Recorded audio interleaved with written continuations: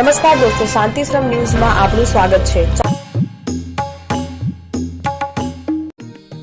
જૈન જાગૃતિ centre central board charitable ટ્રસ્ટની Gujarat meet 2026 Rajkot ખાતે હોદ્દેદારો મહાનુભાવો દ્વારા દીપ પ્રાગટ્ય કરીને ખુલ્લી મુકાયેલ। બાદમાં રાજકોટ જેજેસી ટીમ દ્વારા નવકાર મંત્રનું પઠન કરી સૌને આવકારવામાં આવેલ। પધારેલા મહાનુભાવોનું પુષ્પગુચ્છ આપી સન્માનિત કરવામાં આવેલ। સૌને આવકારતા સેન્ટ્રલ બોર્ડ ચેરિટેબલ ટ્રસ્ટના ચેરમેન સંજયભાઈ શાહે જણાવેલ કે સૌના સાથ સહકાર થકી આપણે સુંદર પ્રોજેક્ટ સફળતાપૂર્વક કરી રહ્યા છીએ। વાઇસ ચેરમેન પ્રફુલભાઈ કામદારે ગત વર્ષે યોજાયેલ છાસ વિતરણ 55 સેન્ટરો દ્વારા સફળ બનાવવા બદલ સૌને અભિનંદન પાઠવ્યા હતા અને ચાલુ વર્ષે આ પ્રોજેક્ટ પુનઃ ચાલુ રાખવાની જાહેરાત કરતા સૌએ તાળીઓના ગડગડાટ સાથે વધાવી લીધેલ।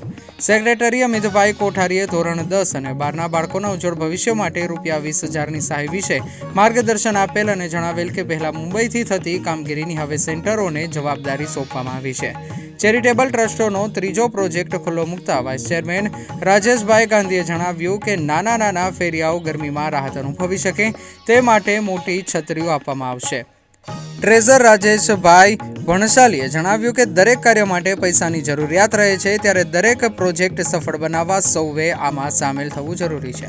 આઈપી ચેરમેન જીતેન્દ્રભાઈ કોઠારીએ જણાવેલ કે ટ્રસ્ટ દ્વારા 4-5 પ્રોજેક્ટ મૂકવામાં આવ્યા છે, જેને આપ સૌએ સુંદર સહકાર થકી સફળતા આપી ગૌરવ વધાર્યું છે।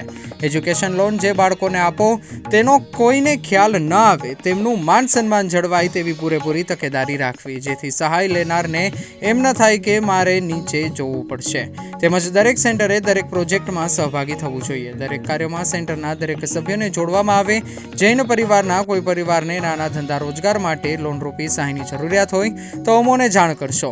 આ રકમ હપ્તા પ્રમાણે વિના વ્યાજથી પરત કરવાની જે તે સેન્ટરની જવાબદારી રહેશે। રાજકોટ જેજેસીના પ્રમુખે જણાવ્યું કે ટ્રસ્ટ દ્વારા જે 4 પ્રોજેક્ટ મૂકવામાં આવ્યા છે તેમાંથી 3 પ્રોજેક્ટ રાજકોટમાં રિલીઝ કરવામાં આવ્યા છે, જે બદલ આભાર। વિશાળ સંખ્યામાં સૌ ઉપસ્થિત રહ્યા છે, સારી વાત છે। બાદમાં રાજકોટ જેજેસી તેમજ જેતપુર જેજેસી દ્વારા તૈયાર કરાયેલ ચોપડાનું વિમોચન હોદ્દેદારો દ્વારા કરવામાં આવેલ। તેમજ પધારેલા દરેક સેન્ટરના સદસ્યોનું બહુમાન ચેરિટેબલ ટ્રસ્ટના પદાધિકારીઓ દ્વારા કરવામાં આવેલ। Centre for charitable trust Shri Sanjay વિશ્વાના નેજા હેઠળ જીતેન્દ્ર કોઠારી આજે અમે બધા ટ્રસ્ટીઓ અહીંયા સમગ્ર ગુજરાતના બધા સેન્ટરોને ભેગા કરીને અમારા બધી પ્રોજેક્ટની વિગતવાર વાત સભાવી છે, નવા પ્રોજેક્ટની જાહેરાત કરી છે। આપ સૌને ખ્યાલ છે કે ગયા વર્ષે અમે જે છાસ વિતરણનો પ્રોજેક્ટ શરૂ કર્યો, ગયા વર્ષે અમે 30 થી 35 લાખ ગ્લાસનું વિતરણ કર્યું, જે આ વર્ષે અમારા દરેક સેન્ટરના સહકારથી 1 કરોડના ઉપરનો અમારું છાસ વિતરણના પ્રોજેક્ટમાં 1 કરોડના ઉપર ગ્લાસનું વિતરણ થાય એવું કરવાનું છે। બીજું, ઠંડીમાં જે ધાબળાનું વિતરણ ઠંડી માટે ખાસ કર્યું કે ધાબળાનું વિતરણ અહીંયા લગભગ અમે 2000 ધાબળાનું વિતરણ આ વખતે કરેલું છે। એ જ પ્રમાણે અમે અમારો બીજો નવો પ્રોજેક્ટ જે હોકર અને ફેરિયાઓ આ ધકતા ઉનાળાના તડકામાં બેસે છે એ લોકોને અને એમની પાસે આવતા ગ્રાહકોને થોડીક રાહત મળે એ માટે અમ્બ્રેલા દરેક સેન્ટરોને અહીંયા મોટા આપવાની છે અને 8 ફૂટ ઊંચા અને 8 ફૂટ પહોળા એવા અમ્બ્રેલાનું અમે વિતરણ કરવાના છીએ। અને દીકરાઓ હાયર એજ્યુકેશન એટલે એજ્યુકેશનથી વંચિત ન રહી જાય એના માટે 10મી અને 12મીનું હાયર એજ્યુકેશન અમે કરીએ જ છીએ, પણ 10મી અને 12મીનું અમે આ વખતે નવી એક શરૂઆત કરી છે અને દરેક ગામમાં 10મી અને 12મીના વિદ્યાર્થીઓને એજ્યુકેશન માટે સહાય આપવાનું પણ આ વર્ષે અમે શરૂ કરી છે।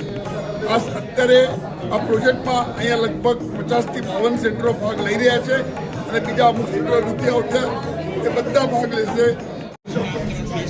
Special thanks to Rajkot Center. 3 cheers to Rajkot Center. Repeat. Repeat. Repeat.